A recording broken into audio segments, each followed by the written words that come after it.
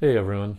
I know it's been a while since I posted, but haven't felt the need to, haven't had time to play a lot of games recently. Um, but after getting some time the past few weeks to play this system that many of you are familiar with, the Black Swan system, and specifically this iteration of it, a most fearful sacrifice by flying pigs. And I the I've played several scenarios. I just finished up scenario two. Um, this little pun they have, Yule be coming around the mountain. Of course, is Yule's entry into the field of battle at Gettysburg, um, coming in north of the town in this little section of the battle. Um, and it's just a great experience. I'd love to be able to play it face to face, maybe on Vassal. I actually haven't checked to see if there's a Vassal version of this, but in any case, I just want to put my 2 cents in as to why I really like the system and why I think it's a fantastic solo experience, even though it's not, it wasn't necessarily built for playing solo. It ends up being very good in that regard, even though there's supposed to be a little bit of hidden information as far as card draw, but I think that's very minor and it really doesn't affect the play, I think, when you're playing by yourself. Um, just a quick word about this scenario and the results for me. Um, and I don't know if this is typical. I haven't watched a lot of replays online, but in this particular instance, um, it ended up being a draw because even though the Confederate did capture 4 out of the 7 um, possible goals here, these target sites, um, and so they had the majority in that regard. But because if you look over here, and I actually took 2 off. This is also in there, and this is also destroyed for on the Union side. So because of these being 2 points each for the Union, and the Confederate only gets 1 for broken or crushed Union units, then it ended up being a tie. So I think the final tally was, let's see, it would be 1, 2, 3, yeah, 7-7 is what it ended up being in points. So extremely close. I actually thought the Confederate didn't have a chance of even tying, because through the use of cards, the Union was able to, we'll talk about these cards in a second, the Union was able to delay quite a bit the Confederate march into the battle, and I believe that's Early's division. Rhodes didn't really have too much of an effect over here. Briefly captured this hex, but that didn't last long.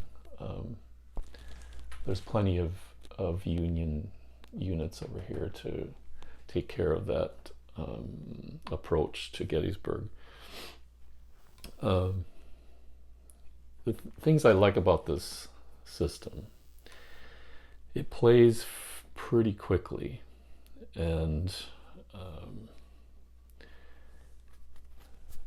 if you, I would say that probably the part that takes the longest at the start of each turn are just setting up is just setting up the card draw. But once you get used to what kind of cards are available for each side, the decisions happen pretty quickly. I wasn't sure about the card draw. In fact, it's a little bit like a chit draw. It's another reason that the system works really well solo, because as you're drawing cards each time, you just have to make a decision for that side as to how you're going to use that card. Because despite the fact there's all these cards in a particular turn, there's only going to be a card, one card for, see if I can, there we go, for each core that you have on. And in the smaller scenarios, there may be only the one core card you're drawing. I like the fact that you have to prioritize divisions. And if you have a mediocre core, as far as the command goes, in this case, Ewell's just average, and this is worse, Howard is poor, you're often only going to activate one division.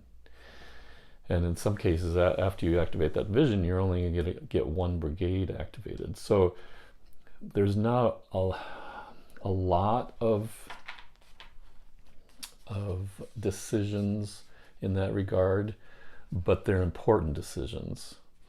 And again, in the smaller scenarios, you're not going to have tons of choices as far as division priority goes. It may be sometimes you only have one division, you don't even have a decision to make. If there's two, this one was a fairly easy one, because once we had this Union force defending here, pretty much holding off Rhodes' division coming in, there wasn't a lot of priority I needed to send towards this part of the battlefield. So then I could always put, let's see, I think it's Schurz, yeah, Schurz is, or is it Barlow? Well, in any case, once this was secure, I could prioritize other areas of the battlefield. So that part of it, again, in smaller scenarios, makes it a little bit easier. Again, I wasn't sure about the card system, and once you start playing, you realize that there are going to be maybe 1, 2, or 3 cards that you'll really be able to take the specific event and use that. But in many cases, it's almost going to be more important to use this default event, which just means you can either fire a unit or move one minimum hex. And in some cases, that made a huge difference for one or the other sides, where I could fire an artillery unit again, or I could fire somebody that was close in, or I could move to a hex that was going to prevent the other side from taking an objective. So those default events, I think, are used more often than not. Sometimes the actual event is not really useful anymore. I think where the argument probably comes for some people that are waffling and whether they really want to get into the system is the randomness and the luck involved in the card draw. There is the normal amount, I think, of randomness with the dice as far as combat and assault, but I think and actually for activating your divisions and brigades, but I think the biggest randomness is in the card draw. But the very thing that some people will dislike about this game, and that they don't have a lot of control over some of the things that happen, is exactly why I think it works. Because we as gamers don't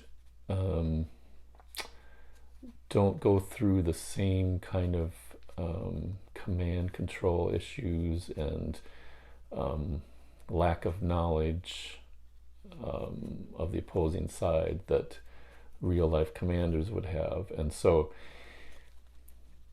to me, the card draw and the chance that happens as far as activating particular units or command sections, that actually makes it more realistic. I really like the fact that you have decisions to make with what you're given, and the end result, in my mind, ends up being a fair simulation of what might be possible in a battle like this. I'll be interested to get enough time to do a much bigger, say the first day of Gettysburg, let alone I've got enough space to do both maps because it is a huge game, but that doing solo with those many units, that might get to be cumbersome. And you're not, I assume, I haven't looked ahead, I assume that the deck is only going to get bigger for the most part, because there's going to be more core command cards that are in here, not necessarily a ton more event cards. So it'll be interesting to see how that works out. But as it is right now, I think this is one of the best balances of being able to be in control somewhat, and yet having to deal with some randomness that happens in real life. So I can't say enough about the system. I was lucky enough to buy this used, and the person who had it before me laminated and enlarged the player's aids cards so they're much easier to read, so that was very nice. Again, this isn't necessarily a review of it. You could take it as that, I guess. I'm not going over all the details because there's plenty of other videos, but it's just my initial opinions of what makes it a really great system. I'm looking forward for the Rock of Chickamauga, although that's another pricey game, but I think there's so many scenarios in this that it's going to be, and I assume in the Chickamauga game that it's going to be worth the price, and the components that are in it. One thing that I'm always looking for when I find a game or a system is, am I anxious to get back to it? Am I like thinking about, oh, I should try another scenario right away? And in this case, I actually would love to replay this scenario again and see how it turns out.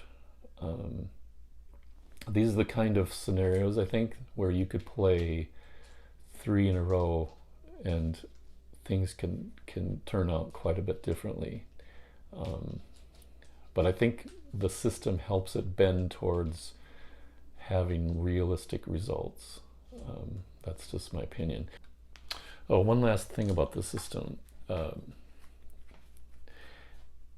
Another thing I really, really liked about this is that because it goes by card draw, I can play a turn and leave it. Sometimes I'd play a turn and set up the card draw again for the next turn, and then I'd put it aside, or leave it set up, but I'd put playing aside, come back to it, and be able to jump right into it immediately, and it just feels effortless that way. You can even stop if you get interrupted. You can even stop in the middle of a turn, and you've got still quite a few cards left to draw, and come back to it and just start drawing again. So it's so easy to get it set up, and then get into it. If you get interrupted, it's easy to come back to. Again, I can't say enough about the system and this particular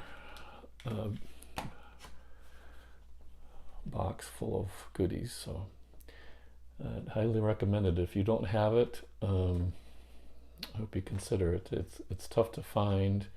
If you're patient, maybe you can get it for the regular price or close to it. And honestly, if you got it and spent that much money, and it turned out that you didn't get into it, you'd be able to resell it and get most of your money back, because I think it's in pretty demand right now. So my last thing I'd like to mention in terms of this system and in comparing to something else, and that's Last Chance for Victory, where I was able to get this game quite a while ago, actually, a number of years I've had this, and I haven't gotten into it in the line of battle system for a while. But I always think, well, maybe I should sell it because it's going to be over $200. I actually that's a long story, but I only paid a little over $100 for this brand new. But I put a lot of effort into organizing it, labeling all the trays and rounding the counters, etc. But I have to say, I really am leery about getting rid of this. It may be the last one that I hold on to of all my games, just because I love the way it looks. There are tons of scenarios in this. I love the way this plays, but it's so different than a game like this. And it takes some effort to get in the first time you jump into the system. But I think once you do, it's very much well worth it. I think because I haven't played this for a while, I keep thinking I've got to get back into it, but I know it's going to take a little bit of effort to refresh and remember everything I would like to do. But it's definitely a keeper. So if you have a chance to get your hands on one of these, maybe in 5 years you can hit me up for selling that. I don't know if I'll ever sell this.